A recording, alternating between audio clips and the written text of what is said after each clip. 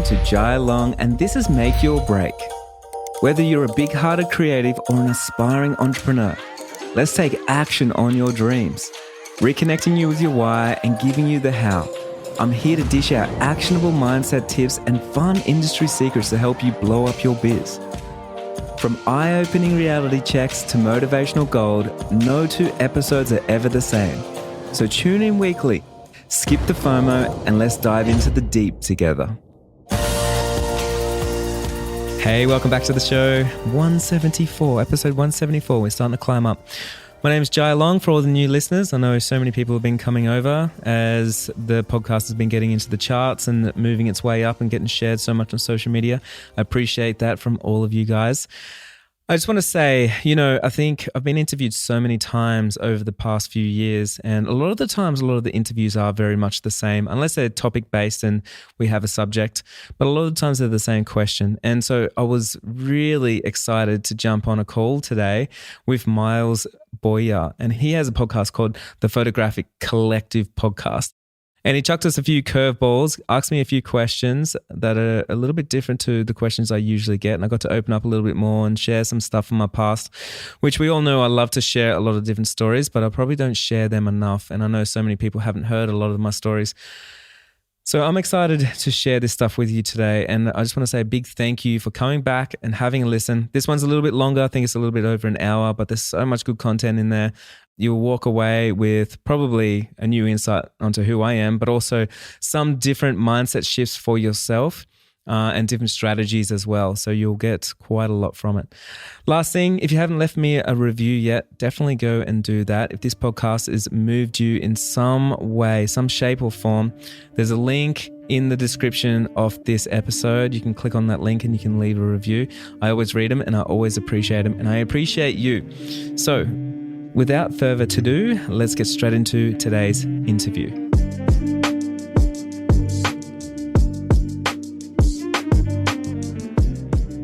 Genuinely, I'm really excited to be able to sort of dig into this with you. Yeah. This was one of those, I think I mentioned this to you, but this is one of those recordings. I hate the word interview. I hate it, right? Totally.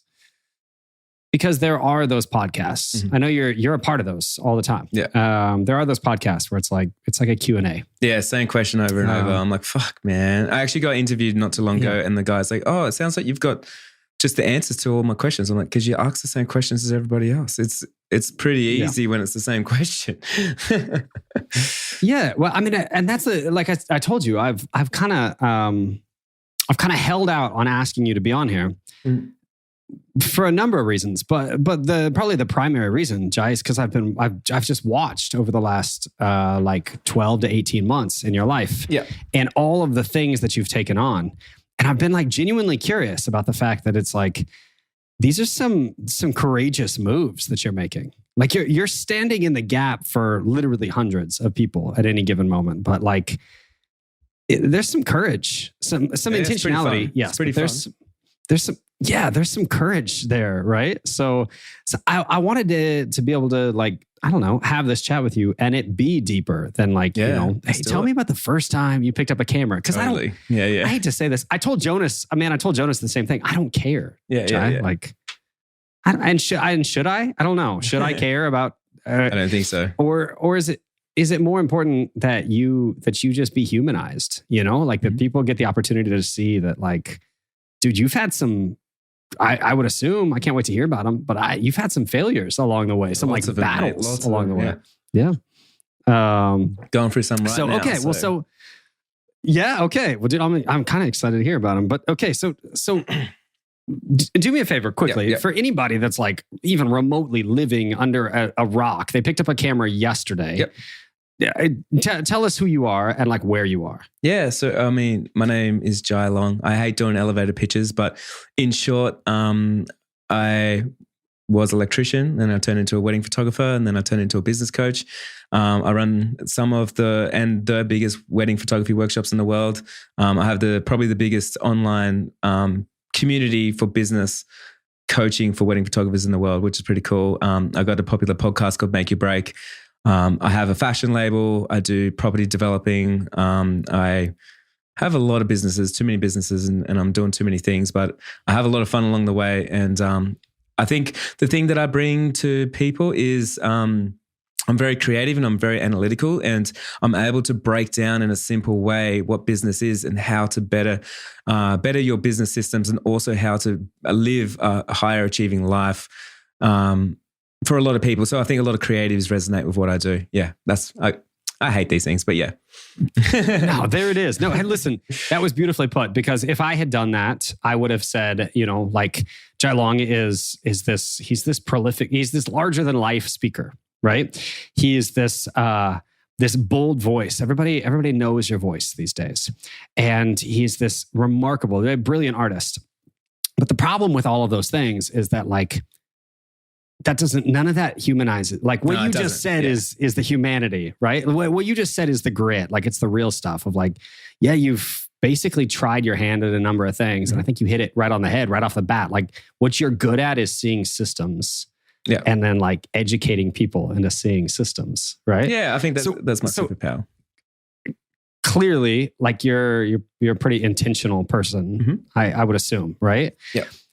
Everybody that I know, everybody that I know, that's some people that are probably as known globally as you are, maybe not in the same industry, but that have that level of intentionality. All of them have this sort of backstory of that led to a light switch moment. There was hey, I either have to make it right now, or I just have got to cut bait and drown. Yeah, of course. And I'm curious about that moment for you. Well, it has to be that way because we're always moving towards something, away from something. And there's not one prolific person or someone that we admire that we would ever talk about or have on a podcast that just had a comfortable life and then they did nothing.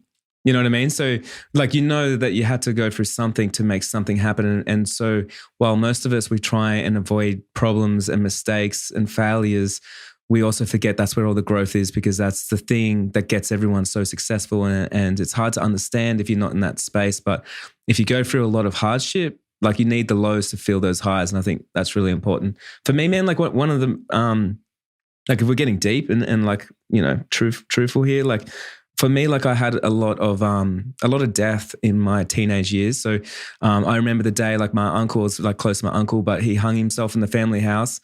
I remember how that impacted my mum. I remember I don't remember this, but when I was first born, my auntie also died of a drug overdose. So that was my mum's sister and my mum's brother. And then when I was 21, when I was a teenager, I had a few friends that died of drug overdoses and also end up committing suicide. And then when I was 21, my dad died of a drug overdose as well. And so for me, a lot of those things, and I've seen a lot of that, right?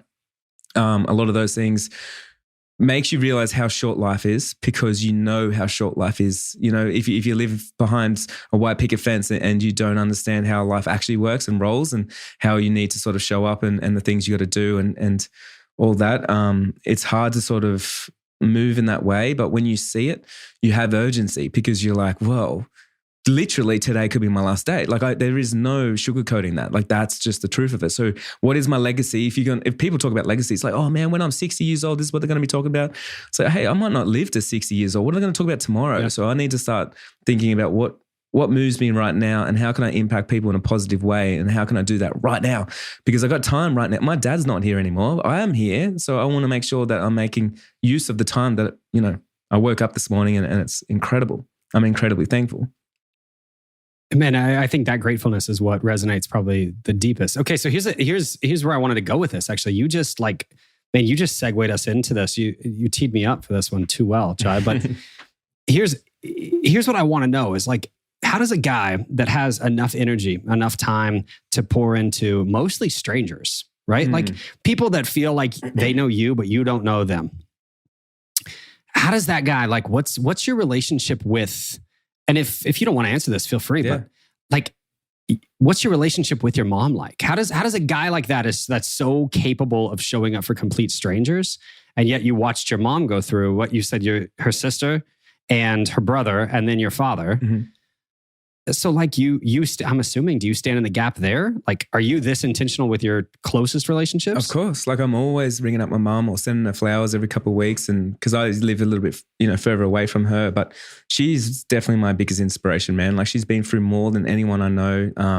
When I was growing up, there was a lot of domestic violence with my mum and dad, and I've seen her go through a lot of stuff, and she's so resilient. When I go see her, she's still happy. She still smiles. Everything's still positive, and she impacts people in a positive way. And when I see that, I'm like, man, she's been through shit, like way more than me. And if she's able to go through all that, and she still lives in government housing now, so she's still in, all around the world, we all call that something different, but she's still in that same situation.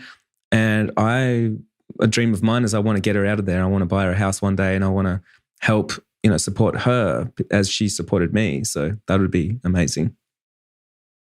I mean, that's the only reason I ask that is because what I've learned, and I say this all the time on this podcast, like the entire purpose of this podcast was self-serving. And I'm perfectly willing to say that. Like I started this podcast because I wanted an outlet. I wanted an opportunity to speak to people that I admire. But most of the time that outlet doesn't come through like, hey, let's just jump on the phone with each other. Totally. But what I've learned throughout the course of 3 seasons now of doing this with people that I just look up to all over the world is that you're just, and you can feel free to disagree, but in general, the most prolific people that we know are just as afraid of big steps, of courageous moves, of failure, of anything. But you've benchmarked that fear in a different way. Well, I mean, like we're all scared right? of something, man, but like courage is definitely, it's the definition of being scared and doing it regardless. Like that's the definition of courage. So when we talk about courage, it's like, well, one person's got courage and one doesn't, but what is the definition? They both have fear, but one person stepped forward anyway or opened the door anyway, regardless of what's behind that door or how scary the drop is or whatever it is. And I think it takes a long time to build courage, and it's all relative to the person. Because obviously the first time I got on a podcast, I was scared for my life. Like I was like, man, this is a hard thing to do. And then after a while, there's a new benchmark, and you can kind of keep pushing those boundaries. And I think that process, and obviously happiness comes from progress. And so I think that progress and growth for me is key, for moving forward. Yeah. So I guess my question then is how do you suggest to people, all these people that you train and talk to, that people don't run from that fear? Because exactly what you just said is that like unless you're willing to lean into that fear, there isn't growth. Well, there's a few different ways. And one thing we got to realize is we all do something because of one motivator. And it's either getting away from something, and it's a past experience where we went broke, we made no bookings, made no money, dad died, like whatever it is, or we're going towards something. I want to be a millionaire. I want to change lives. I want to do something. And some of us are lucky enough to have both. And then so we're moving away and we're going towards.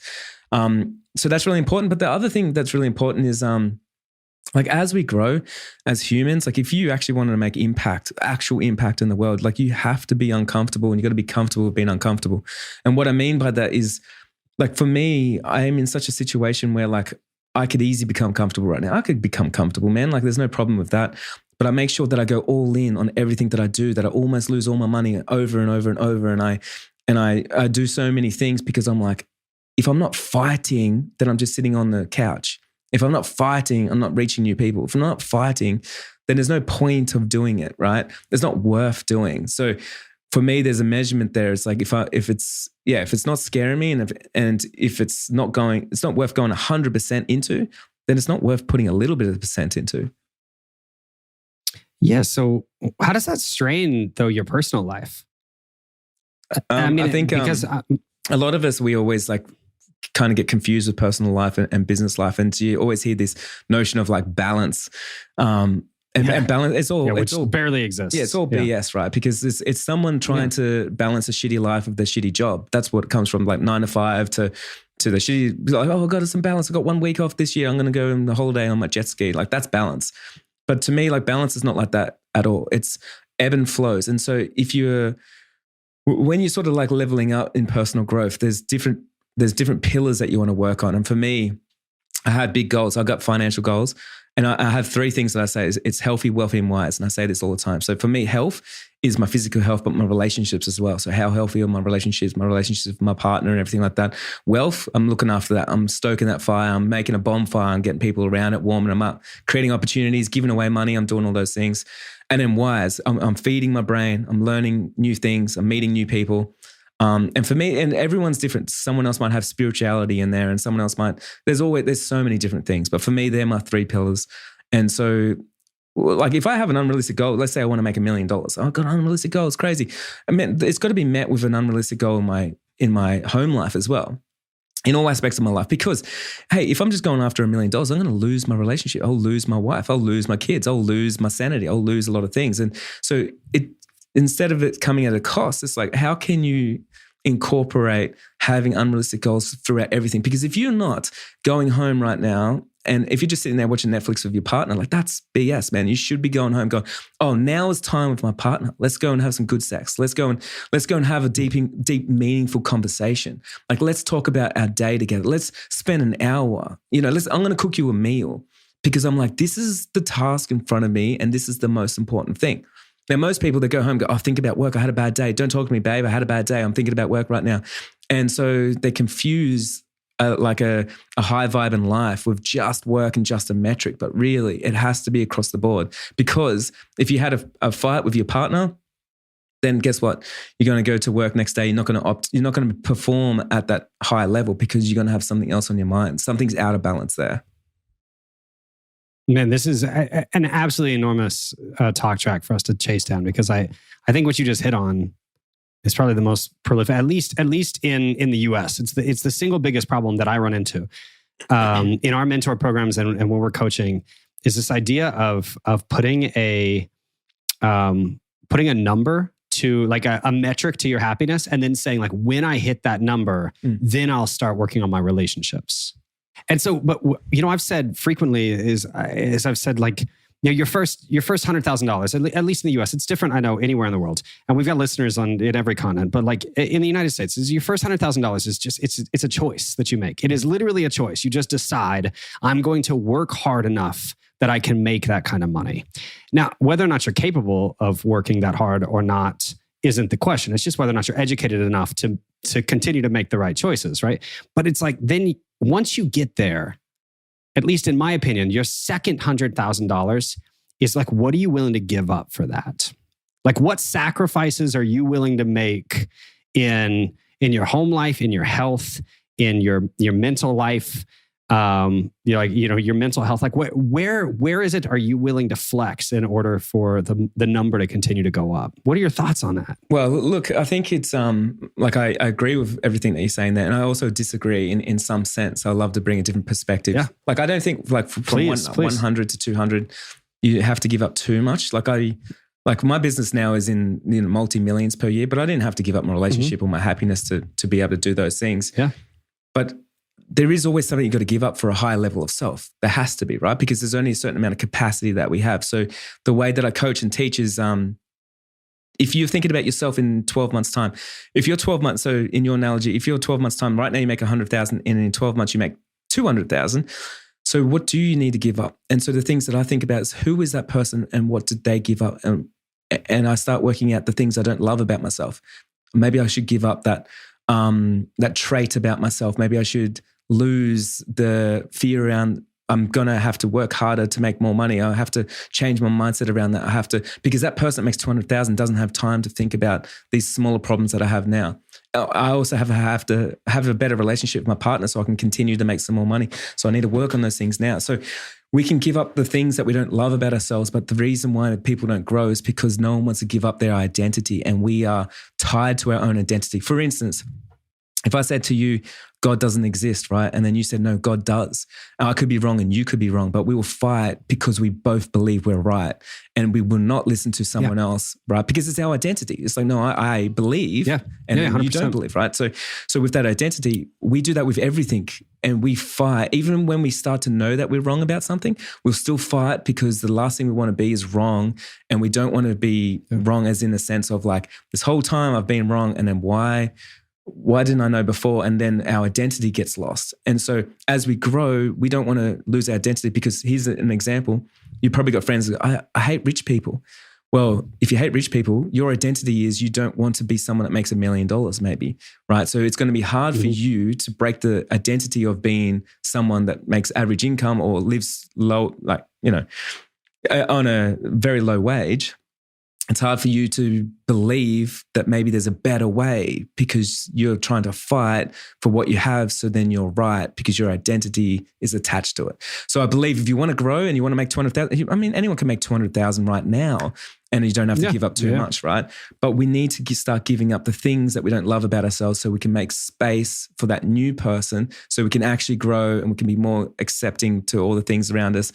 We have a higher capacity to be able to take in more information, and we're open and hyper aware of what's actually happening in the market and everything else.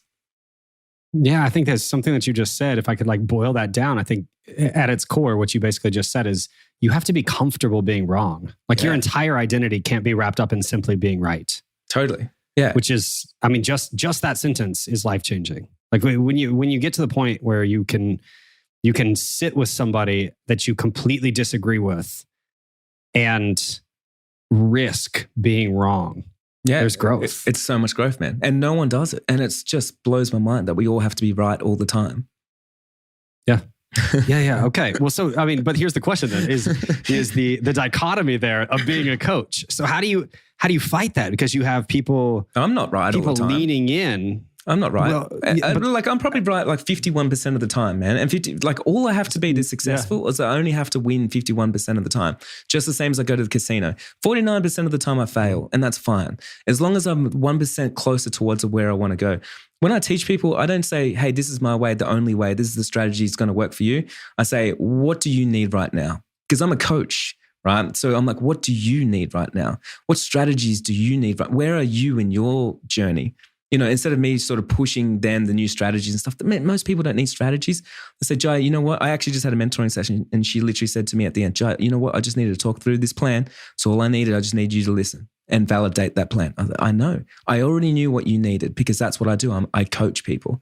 Does that make sense? So I know that I'm wrong all the time. Yeah. Okay. So let me then ask, I think is the question. How did you develop this voice? It's because I didn't go to school. Okay. Yeah. Tell me. Yeah. Expand on that, because that is where what I was hoping you were going to lean on is something like that. So like your voice came from battle. So, well, if you don't go to school, you have a different learning system, right? So for me, I don't put my hand up to ask a question. I just ask the question. I don't feel wrong or silly to ask a question. I just ask because I'm intrigued. I have curiosity, right? And so when I grew up, I didn't get told no, or I shouldn't, or I can't, or it's impossible, or I'm wrong, or I failed. I didn't get taught any of those things. I didn't fail a test. I didn't do a test, right? So it's a different way that I learned. I did a little bit of homeschooling, but when I grew up, when I was real young, we were homeless. And then I went into some government housing, and then I went through a few different schools for a few years there. I enrolled myself into a school for a bit. Then I just dropped out of school because I needed a job to go support my family and stuff. I had to support my mom and everything.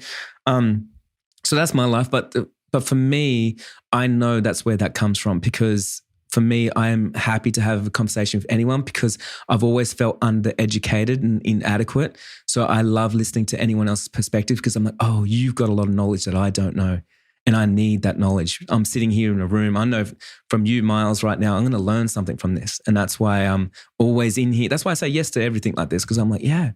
Well, I can't fool myself to believe that I know everything and I shouldn't be here, or I'm better or smarter or more successful than anyone. So no, I'm just literally just learning, and I could learn something today, and I'm like, there it is. That's my thing. You know what I'm fascinated by everything that you just said. It's actually the reason why, and this isn't necessarily to talk badly about this institution or just the concept in general. But I was an adjunct, a professor for a little while. I taught photography. And what I found in myself was this unique part of myself that I'm not comfortable with. I don't know bitterness well. I had an interesting childhood, and that's for another episode. But I never got bitter. And one of the first things that I ever found myself getting bitter about was the like politics of education. The way that I felt like I was supposed to be shaping these minds to be more and more like mine. And all I really wanted to do was to understand theirs better. Right? Like I felt like I was the one in school, but I was supposed to be giving the grades.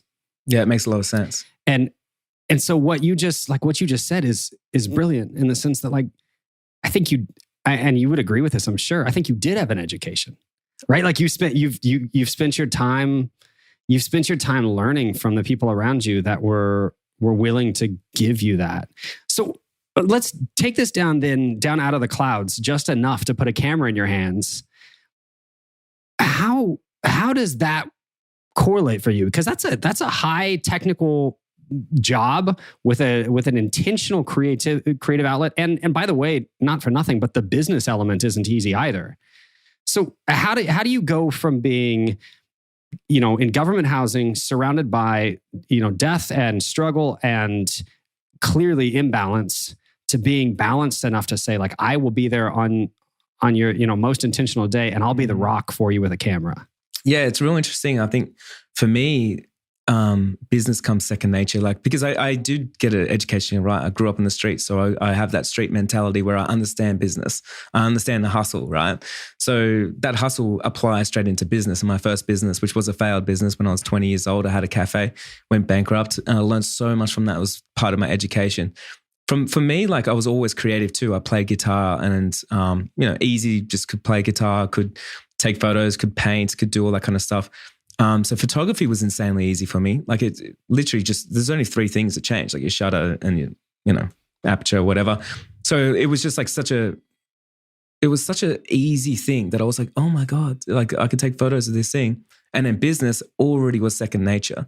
So I already understood business. And then what I didn't realize was, and this was the penny drop for me. When I was out there, my first year, man, I shot a ton of weddings for free. It made sense to me. I got a lot of hate and stuff, but I made six figures as well. And I also got published. I did some international weddings. I set myself up for my first workshop. I did all this in my first 12 months, right? And I thought it was just normal. And then until people started coming to me going like, how did you make money from photography? Not many people. Back in 2013, no one makes six figures from photography, right? And I was like, what do you mean? Like, you just do this and this. And then after a while, so in 2015, I did my first business workshop because I realized, I was like, oh my God, no one here knows business. People don't know. Yeah. And I was like, it's amazing. And because it's so second nature to me, I wasn't classically trained. I teach it the way that they would understand it. I'm like, this is all it is, guys. It's really fun. Does that make sense? Yeah. Absolutely. Yeah. It is interesting. I think I've had this conversation. I want to say I've had this conversation with Ben Hartley, where I basically said, like, people want to make success this massive algorithm, right? Where you have to put in all these variables, and it's this long division of like, carry the one and then, make sure that all your decimals are in line. And the reality is, like, it's very much a 2 + 2 = 4, right? You just make the right choice. It's also like, you just got to decide that you're successful. Many of us, we always think we're unsuccessful. I hit six figures. Oh, I'll be successful when I have 200,000. I'll be successful when I have 300,000. So, man, decide today that you're successful and then see how that feels for you, because it feels amazing to be successful. Yeah. Okay. So that's brilliant. That's a beautiful way to put that, because I think that's the thing that probably makes you stand out as a coach is this sense of, and feel free to correct me here, but I get the sense that you are very mindset first. Yeah, of course. Yeah. Right? Like, we do need to, of course, we need to get your P&Ls in line. Of course, we need to, we need to have the right gear and the right mindsets and the right stylistic things and blah, blah, blah. But like, first, let's fix your head. So where does that process start for you? Like, say I sign up for six-figure business map tomorrow. Mm-hmm. And how do you begin shaping the mind? Yeah, it's actually a good question today, because I just finished a 4-day boot camp. So when everyone joins up, I did a 4-day boot camp, which is like 2 hours per morning for 4 days. And it's amazing, man, because what most people don't have is they come and they don't have clarity, don't know what the next strategy is, don't know what they're going to look like next year. They don't know. And so there's a lot of like variables there. So I just help them find inner peace for themselves with understanding, like not knowing is where you need to be anyway. That's all of us. But then having that North Star that we can sail our boat towards, because the whole business map's about a boat and like sailing, all that kind of stuff. And then showing them how I explained to them, like they're a 5-year-old, what business is, how easy it is, how we can separate ourselves, and then how we can start changing our mindset around how we act for the next 12 months when we come into the course, how we interact with other people around us, how we see failure, basically all those things. And I think it takes a long time because no one's going to change, completely over 4 days. But I do know that everyone that comes in, because it's a little bit more expensive, is they're coachable, they're willing, and they listen, and then they do the work. And then after a while, they go, oh my God, Joe, I came here for the Facebook ad strategy that makes lots of money, but I actually, this is the thing that's changed the game. You know what I mean? And so, man, the problem was like with the whole mindset thing is like I was teaching mindset. The exact same stuff I teach today is what I taught in 2015, exactly the same. And back then it wasn't trendy. And so it was really hard to try and show people that mindset was the thing. And now, like, thankful for me, but now I kind of like get a little bit annoyed about it because I'm like, everyone teaches mindset. Now it's trendy. And I'm like, shit, man, you know how many years I had to like hustle to get that into the mainstream? But now it's like, oh, it's the thing. And I'm like, I know it's the thing. Like, come on, guys. But yeah, it's just like, yep. Yeah, it's just it is the most important thing. It is. It doesn't matter. Like you and I could have all the same strategies in the world, all the same blueprint in the world, but we're going to have completely different results. And it comes down to our mindset. Yeah. And I think, to give you the credit there, frankly, I think it shows in the way that you teach. So let's use Summit as an example. The first Summit that you did, you were kind enough to give me entrance to that. I don't know if you even remember that, yeah. But and I sat back and I watched, because it was several of my friends that were a part of things, right? Like Jonas is a friend of mine, and Don is a friend of mine, and John Brantz are friends of mine. And so I kind of sat back and I was like, I want to know, not knowing you, but knowing a lot of the other speakers. Yep. I want to know how Jai plugs himself into this, because it's a tall task to sit next to Jonas Peterson, mm-hmm. or to sit like this is a big ask. And you know what I was blown away by was the fact that you allowed the space, you allowed the freedom for people to sit in what they're good at, to say like, yeah, Jonas, talk about story, tell about story. Totally. Or like, Don, expand on how you build these beautiful, these in-depth relationships with your clients. But then what you did is you came in and you just spoke to the mind. And I remember being so captivated because I was hearing stories from photographers that I've known for years that I'd heard before. But I was so captivated by the way that you just speak to the mind, and you say like, let's set the camera down, right? And let's say like, if somebody stole your camera tomorrow, how are you going to feed your family? And I think that's the brilliance, is that you're teaching people, you're training people how to live. And the camera's a catalyst. I know it's so much more than just business. Like it's so wrapped up in like, oh, it's business strategies, but really it's like, it's actually life. Like, let's be honest. You know what I mean? Like all these things that we talk about and we bring together is like what people don't know when they leave the business map. It's like, man, not only can you have a successful business now, but you can have multiple of them. You can keep building them for the rest of your life. But it's actually all the other parts of your life. You know, you got better relationships now. You got more time now. You got all, like you are acting better with other people. Like there's so much more that I know they're going to walk away with. And I know like a deal is always, here's the thing, like if we talk about business, like the way a good business transaction works is if I'm selling something, I need to have the shit end of the deal, right? So that means if I'm selling something, if it was my wedding photography services, I need to feel like I'm getting ripped off because I'm giving so much away. And then I'm like, oh man, but it makes me feel good because I'm like, that's an amazing experience. So with the business map, I know that when someone starts out, I'm like, man, it's the best decision you could ever make because you're going to get so much from that small investment in this way I see it, right?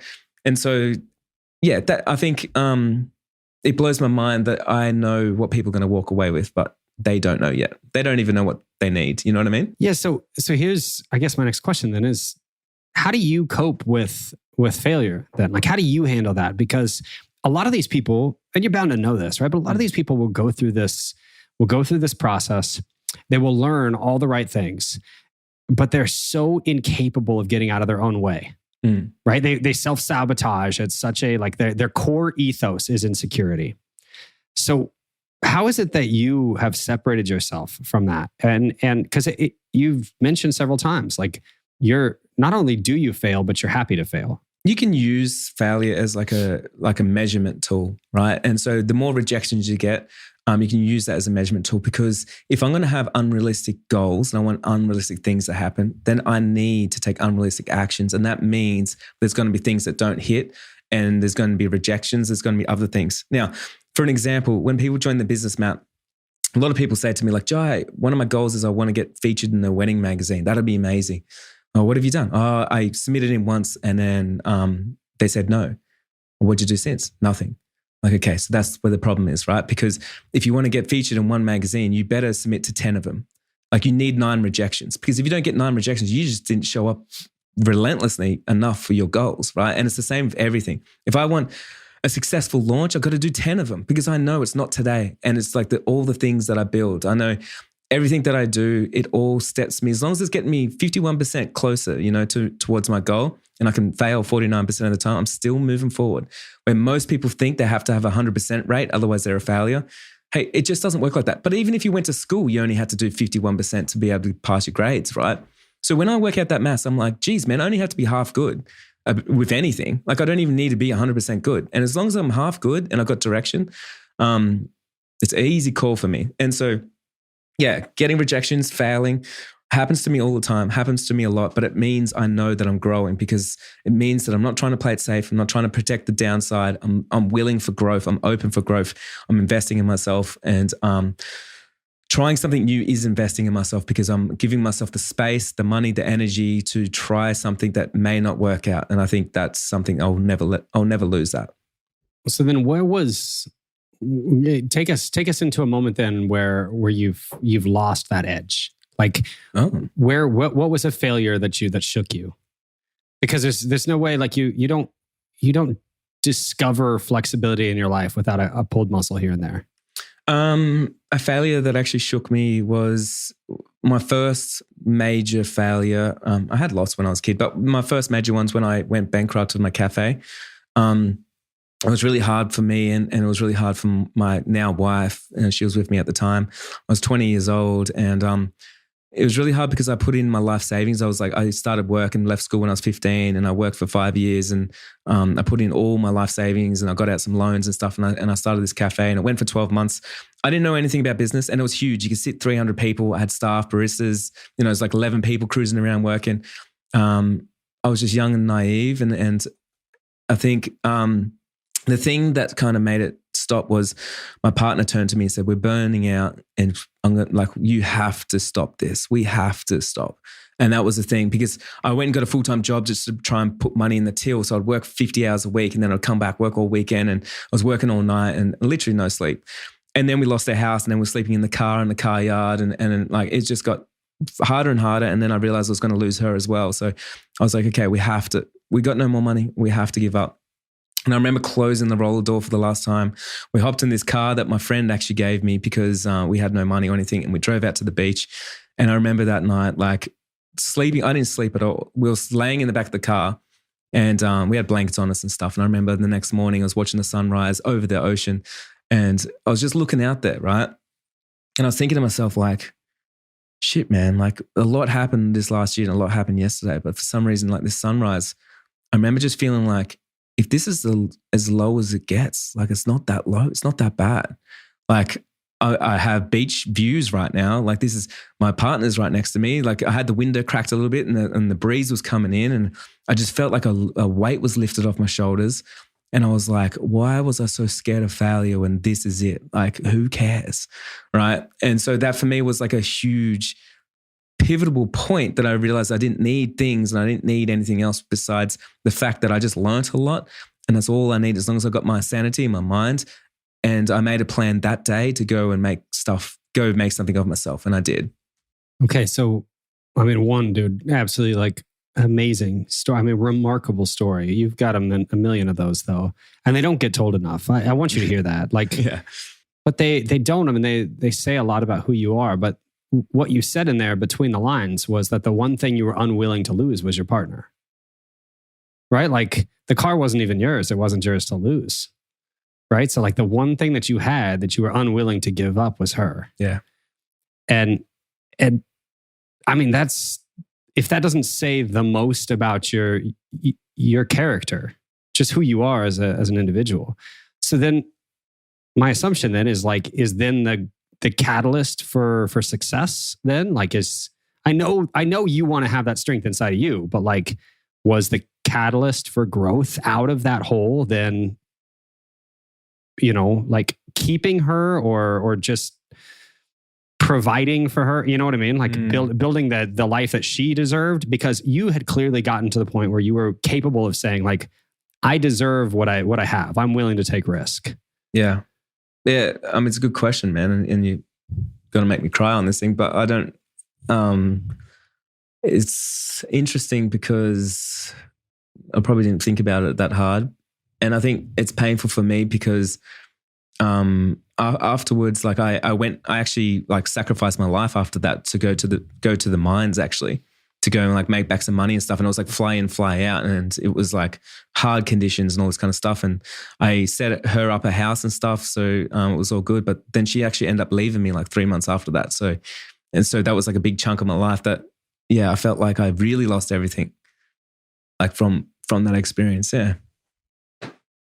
Okay. So you found well, I mean, that's okay, dude. This is the good stuff. Like this is the depth, Jai. Like these are the things that like, man, when you look at your heroes, and I think that you're on your way to that. I want you to hear that from like another photographer near the top of the industry. Like when you look at your heroes and then you say, okay, so you hit rock bottom in your own head. You just said it, right? Like I woke up, I had beach views and I realized it wasn't that bad. And dude, 3 months later, it got worse. Yeah, I think it got a lot worse over the next couple of years, to be honest. Like it was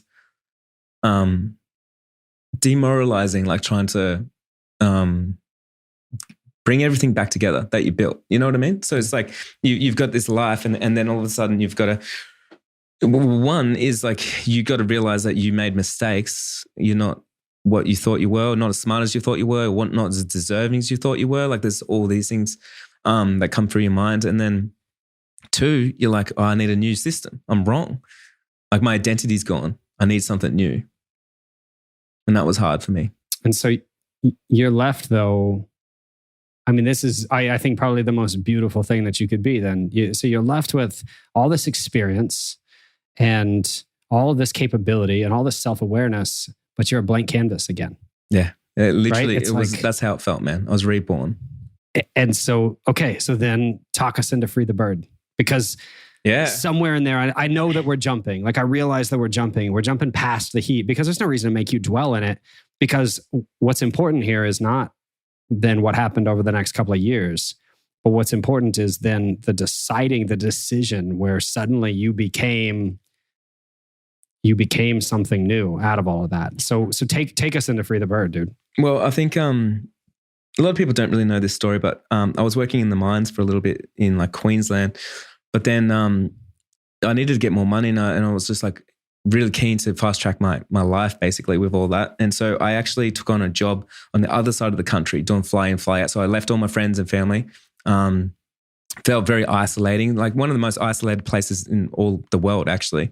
And I worked in it was like a community hospital out there. I was an electrician. I'm working on a community hospital in a mining town. And everyone used to go to the pub after work and just go and drink the night away straight after work, you know? And so I went there like once or twice and there was some rough stuff that was happening and it just wasn't for me. And I was like, I need a new hobby. I need something. And so I actually asked one of my friends if I could buy his camera off him, which was like a Canon 5D, I think. And after work, I would go and just shoot photos on everything. I would go take photos of the ocean, of the beach, drive around, take photos. There's not much out there, taking photos of leaves or whatever it is. And then I started a WordPress blog because I didn't want to tell all my tradie friends that I was like, you know, an artist.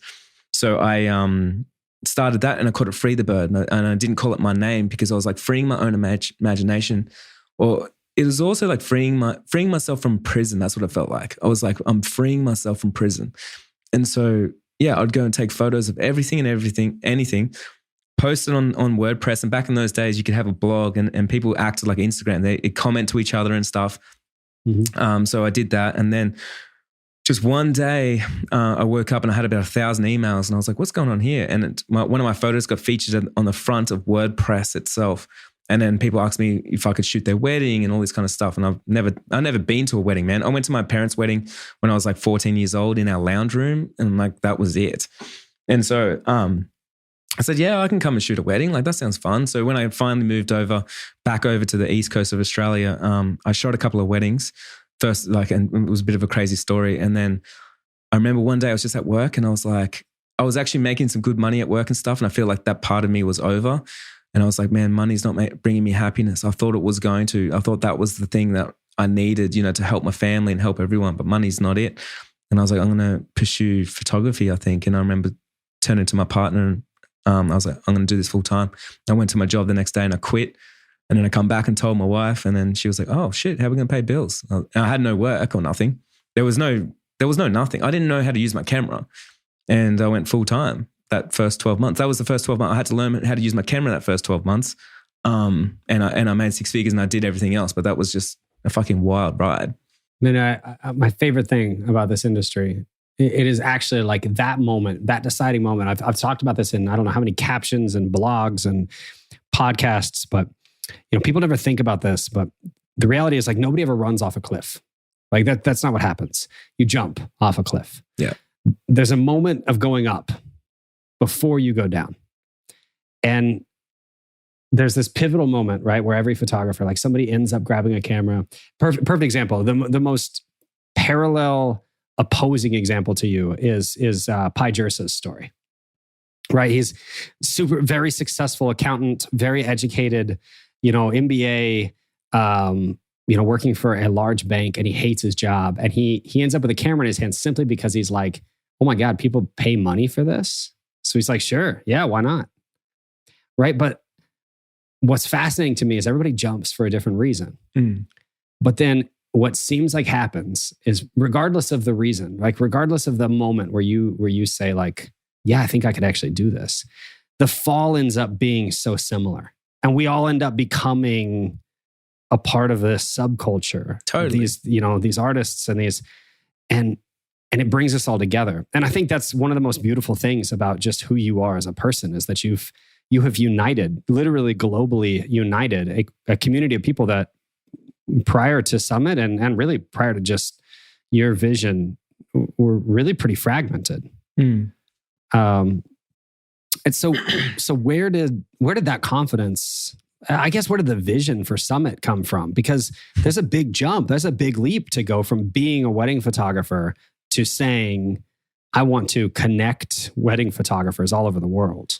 Oh, it was actually wild, man. Like it came from same thing. Like every time I get stuck somewhere, but I was teaching workshops since 2015, and I had a whole bunch of workshops booked in 2020. In New York and Los Angeles, and they're all sold out and everything. But they all stopped, and I had to give refunds. All my work stopped, and so I was going to create a course called the Business Map, and I was going to do it in 2019.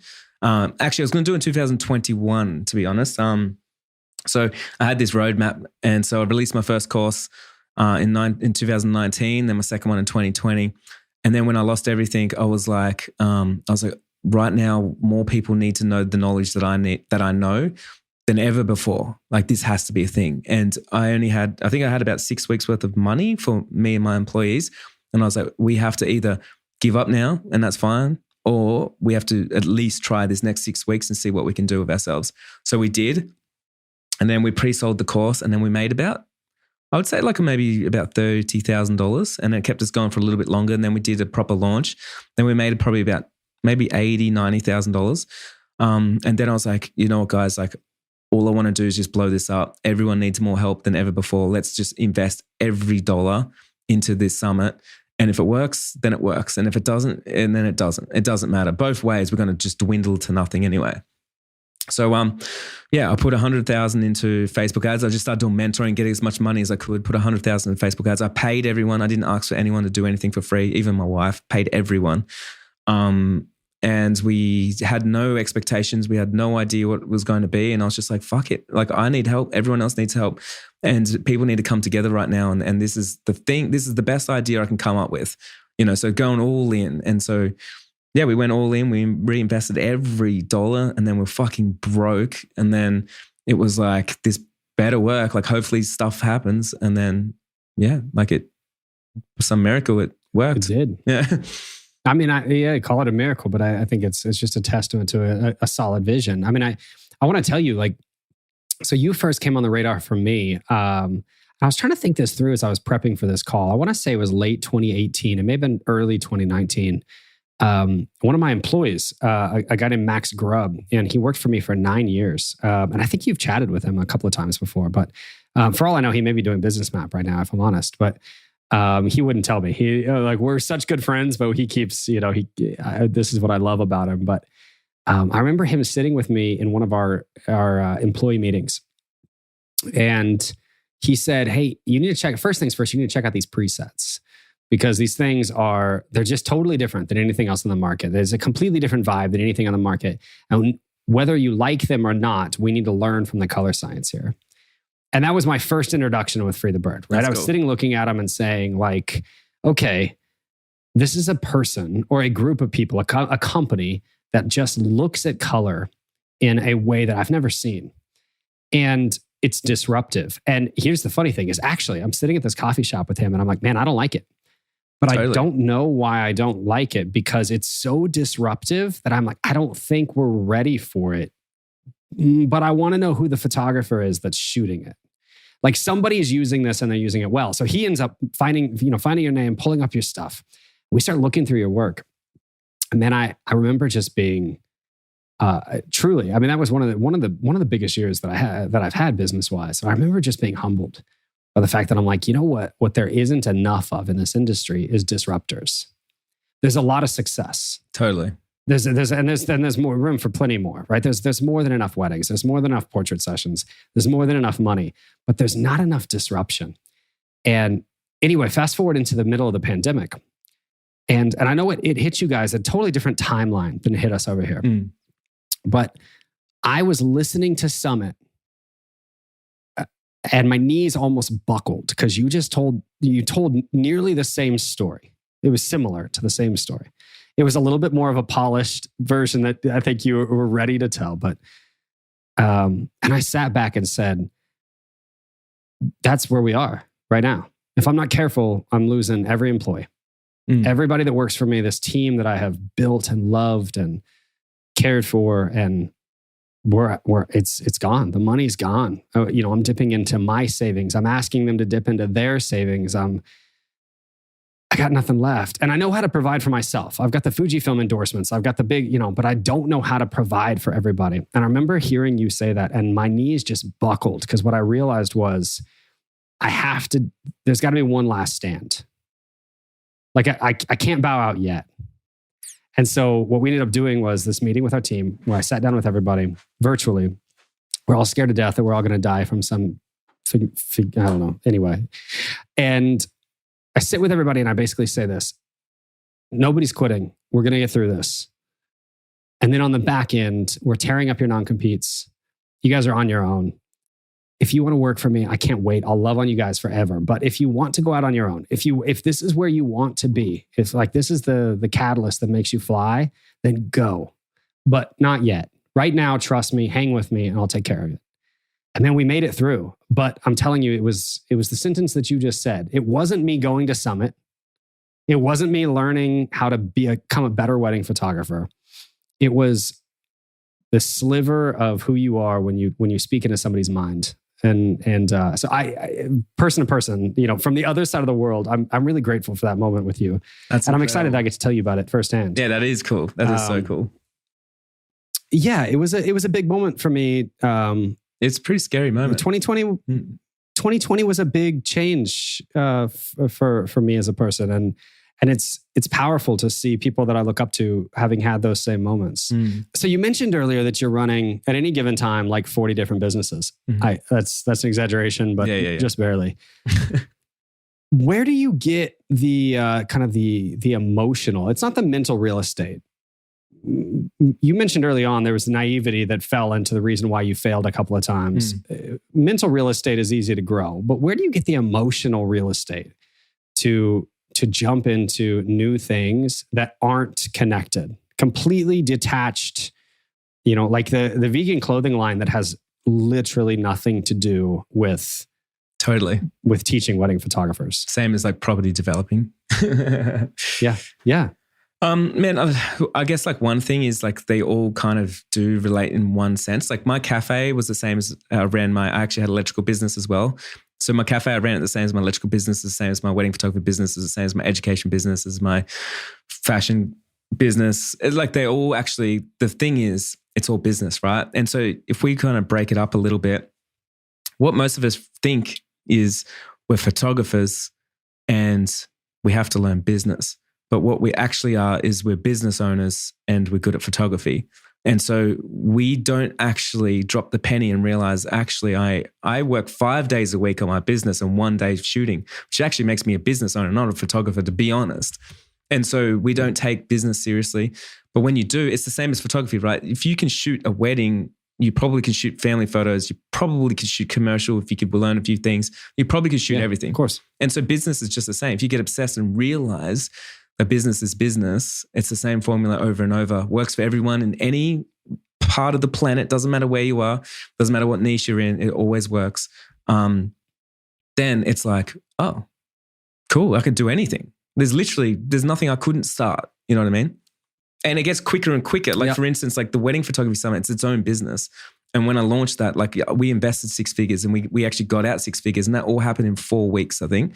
4 weeks or 5 weeks or something. And I'm like, it's a formula. You can actually, it's the same as taking a photo. You know, the amount of people that say to me, like, we're so naive as wedding photographers, and they're like, oh, Jai, you're from Australia. Would business work the same in Los Angeles? I'm like, would your camera still work in Australia? Would it work in Los Angeles? Like, you still take a photo, right?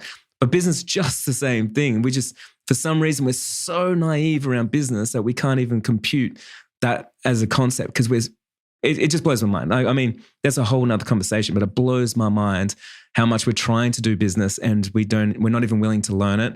It's kind of like, it's literally the same as going like, I'm a photographer, but you've never unpacked the box and never looked at the camera and you never learnt how to use it. But saying, oh, I'm a photographer, you know what I mean? Like it's going to be hard to take an amazing photo. So that's why like 99% of businesses fail, is literally because everyone just thinks I don't know why, but everyone thinks it's luck. It's a miracle. No one can actually do it. It's that person can, that I can't. I don't know why it is. It's such a strange, bizarre thing that we've been taught, that business is only for the elite and the rest of us just have to trial and error and fail all the time. When really it's like, you don't actually, it's a proven process. I can show you right now over and over and over and over. And I've done it thousands of times. And I've got thousands of photographers that have hit 6 figures all from the stuff that I show them. Like I can't explain it any other way. Does that make sense? Yeah. I do. It's going to blow your mind, doesn't it? Like, it's like... Well, yes. I mean, it's just the sensibility of it, to be able to say, like, you know, guys, just pick your passion. It's okay, like to have the, you know, I think a lot of people would call it courage, but I'll call it audacity, or maybe just the truthfully, it's almost the arrogance of being a wedding photographer, of saying, like, for some reason, my perspective, my presence at this event is worth money. And there's a lot behind that, just that statement.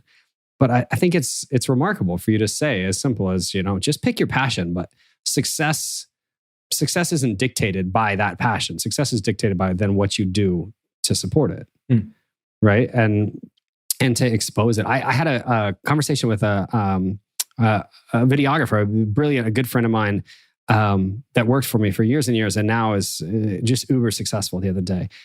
And he was telling me that in 2021, he looked back through and he said, you know, listen, I worked every day of the year. I worked 365 days. In some capacity, I did something.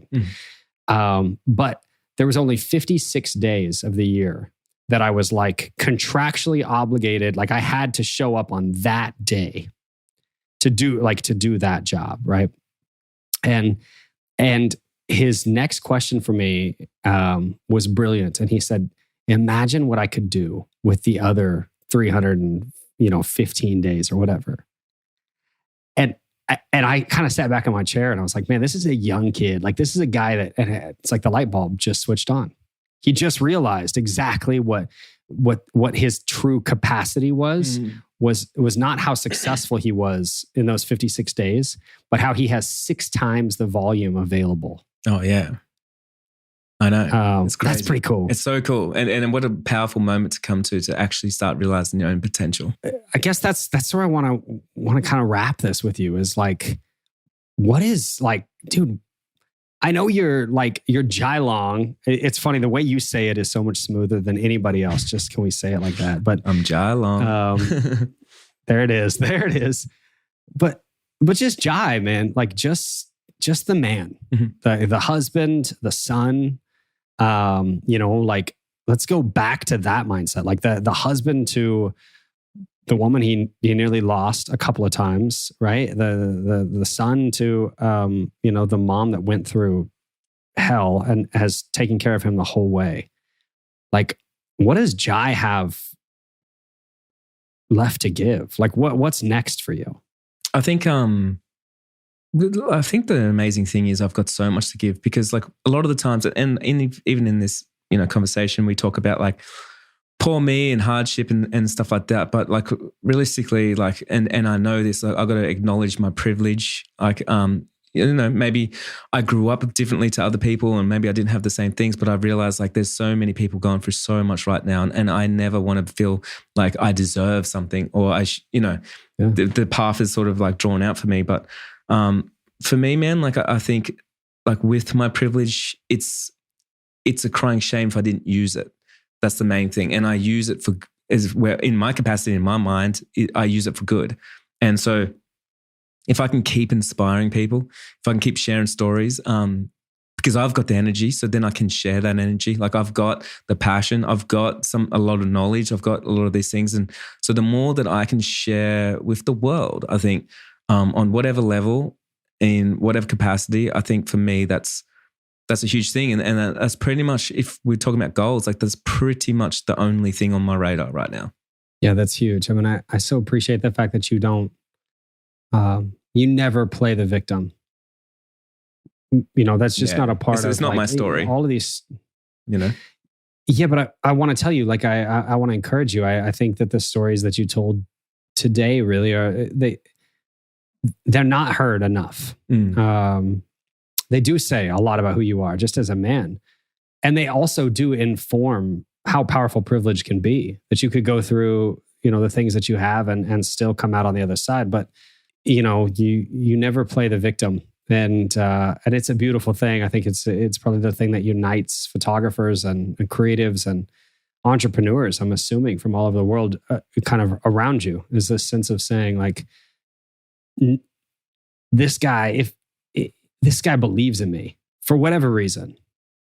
Totally. Man, I had a mentor call not long ago with a girl that said that she'd started her business with this mentality of like, I'm better than nothing. I may not be good, but I'm better than nothing. And I bounced back at her with that, and I said, like, you can't hide behind that for very long, because the truth is, like, you're better than a lot of things. Like, you showed up better than a lot of things. You're a long way from nothing. And Jai, you're pushing boundaries that, maybe nobody in your childhood or nobody in your like growing up, nobody saw that for you. And so you're standing in the gap for a lot of people that probably are in that same situation right now, Totally, man. And I think like that's like a hard thing for me to sort of come to terms with, because I think a lot of people, especially now, like maybe in the last year, like see me as successful, but for me, I don't see that. And so I don't see what they see, because I'm busy working and I'm busy doing the next thing and I'm busy losing money and I'm busy failing and I'm busy in the middle of everything. And that's just my life. So I think for me, like it's hard to come to terms to even think of what my childhood friends would ever think, or like, would they even think of anything? I'm just the same person. So it's, it's just like an interesting concept for me to even but having said that, like, I know that I've impacted people and that's my life's work. You know what I mean? Like that's like, it shouldn't be like, oh, Jai should be on a pedestal for that. It's like, no, he went out and did that. Like that's that's a result of like the work he's doing. That's makes sense, you know? So that's my rational, logical mind. That's how all that comes together for me. So when is enough for you then? Enough is never enough for anyone. Anyone that says enough is enough is burnt out because they didn't get enough. That's the honest truth. Like, because think about it. Progress is happiness, right? So if you went to school and halfway through you're like, oh shit, man, I know enough. That's it. Like, I reckon it's not because you know enough. It's because you're overwhelmed. If you went to work and you're like, okay, this is enough. It's not because there was enough. It's because you're overworked, overwhelmed, probably burnt out. And that's why enough is enough. I'm not burnt out. So enough is never enough, because for me, I know there's something more. And like, it's an injustice for me to stop myself, to not help more people, to not expand, to not grow, to not inspire someone, not to fail big in front of someone, to not share those stories, to not bring people on that adventure. Like, how selfish would I be if I was a privileged person that didn't even push to the capabilities that I actually have?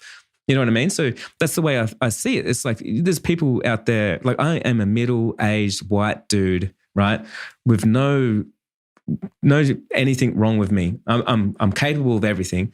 And if I'm not like pushing to the extreme, waking up 4 o'clock every single day to make use of my day, then I'm like, what the fuck was I put on this world for then? Like, you know what I mean? So it's like my obligation. I have to do it. Yeah. That's so good, man. Okay, well, here's what I'll tell you. Commitment to you moving forward. And I get to say this in front of my group, which is cool. I've been listening to your podcast for years, man, but I get to say this in front of my community. I'll be at the next summit, and I'm going to show up from this point forward for you because you're doing some big things for an industry that means a lot to me. And you're doing some big things for people that mean a lot to me. I've got a lot of people that I coach and that I lead that are also, so quick and so eager to send me over their journal, right, with the ship on it, and be like, look what I just did. And you know what I haven't done enough of? And this isn't just specific to you, but this is just a conviction. What I haven't done enough of is exactly what you're doing right now, which is like showing up for other creatives simply for the fact that that somebody has to. Yeah, someone has to. And so, yeah. So, dude, I'll be there. Open the doors and take my credit card. Let's go. I want to be there. I want to be a part of what you have going on.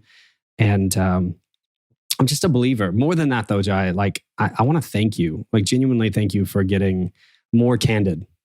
Yeah, of course, man. I love this interview. It was so good. Dude, there's so much power in people seeing that, like, beyond the success and beyond the Instagram quotes, and that larger than life, like, dude, you have that. You are that larger than life guy. You just are. And there's something really cool about that. But also, it's funny, like, are you even saying that, man? The funny thing is, like, in real life, like, I'm an introvert, you know, like, I just cruise around and do my thing. So it's so funny hearing someone say that from the other side of the world. It's like, shit, man, I don't know what I'm portraying out to the world right now. I'm just doing my thing. Oh, well, a lot from about 4,000 miles away. I can say that you're a household name over here. Yeah, that's cool. And but yeah, I can say I'm in, and I'm in not because of the Instagram quotes, but because of the stories you just told. Yeah. So I'd encourage you to dig deeper into that stuff, because man, at some point, I'm going to end up on some of these podcasts, and I'm going to break. Like, there will be a random tear shed, and man, I'm eager for it. I appreciate you, Miles. I'm here for somebody that asks the real questions. So bring them. Well, dude. Okay, so it's 1:00 in Australia, 1:15 or something like that. What do you have going on the rest of the day? Like, tell us what goes on in a long work day for Jai. Okay, so I've had a couple of failures today. So one big one was I'm building 10 townhouses. Well, I'm trying to, and the neighbor, it depended on what the neighbor could do. And they said, yes. Like it's no problem. And so I went ahead and I spent about $100,000 on plans, engineering, all this kind of stuff. And they texted me today, just a random text saying, hey, deal's off, no longer doing it. And so just lost myself $100,000, which is a hard pill to swallow because you're just like, fuck, And then after this, like one of my other businesses, it's just not working out for me. So I'm going to have a hard phone call and I'm probably going to drop it. So I've got a pretty heavy afternoon on. So in Jai Long's life, looks like awesomeness on Instagram, but in real life, man, there's some shit going on. Like, because I mean, that's what you got to do. That's just business. It ebbs and flows. Money comes and goes. Things happen. It just is what it is. Yeah. I made the bed. I got to sleep in it. Dude, listen, if you ever need a car to sleep in, call me. Yeah. I'm sure that's going to happen one day. You're welcome. Yeah. Man, there's an upstairs bedroom and I'm far too afraid to risk it. I don't think my wife would stick around nearly as long as yours did. Totally. So, you're a lucky man, whether you know it or not, man. Oh, I know. And let me say this as we close off, dude, she is, I talk about someone I need to have on this podcast. She is one of the most creative. She's amazing. Like brilliant designers. Oh my gosh. She's so amazing. So driven, like so underrated by everyone. Like it's amazing how much she shows up and what she does for the community and how much her and her staff go above and beyond for everyone. It's just inspires me to watch it, man. Well, please tell her that I said this when I first sat with Marco Sanchez and the Square Muse team to talk about rebuilding my website. And I was sitting with Nadia and Marcos, and we're kind of daydreaming about what all this could look like, and how grateful I was that they were going to do that. And I had just Ryan Teague had just finished his website build with them, and I was like, Ryan's work is, other side of the world. Yeah. Nobody connects us, but our work is very similar. So I'm like, I love what he's doing. Like, let's dig into that. And your wife's design sense came up because it was one of the templates that I used to say, like, do what you have to do, but like, this is brilliant. Mm-hmm. And man, I'm so grateful for her influence as well. So yeah, I'll let between the two of you guys, like Australian power couple. So it's so good, man. Hey, we'll catch up when I come over to the US as well. We've always got big plans, and there's going to be things that's going to be happening and stuff. So I'm sure we'll meet and collab in some way. Tell me where to be, man. Tell me where to be. All right, buddy. Well, so until next time, thank you so much. Like, it means the world to me. Tell us really quick as we sort of sign off here. What's the number one way that we, like, as a community, can support you? Like, where can we show up for you? I think honestly the best way is just to come over and listen to my podcast. I think it's called Make Your Break, and to be honest, I think there's so many valuable nuggets in there that I think so many people get a lot from. So man, everyone supports me in so many. It's just a DM on Instagram, like something like that. It's just a smiley face. Like everything supports me. So I'm just thankful that there is so much support in this community, and obviously I feel the love from everyone. So, that's it. That's all it needs to be. I'll say this, dude. I rarely miss an episode. That it is absolutely one of my favorite podcasts. Unreal. So, thanks, man. Dude, I've said this to a number of times to Ben Hartley, who's I've mentioned him a couple of times. He's a good friend of mine. But his podcast and your podcast are what I mow the yard to every week. That's awesome. It's the only thing that gets me through mowing the freaking yard, because I hate mowing the yard. But sitting down and being like, this is good for me to sit still for long enough to actually like absorb some knowledge. So. All right, man. Well, so again soon. Again, Jai, like, just meant the world. And dude, it's a pleasure to meet you. Thanks for opening up. And dude, let's go ahead and schedule the next one of these, the next follow-up soon. All right, done. Thanks for listening, everyone.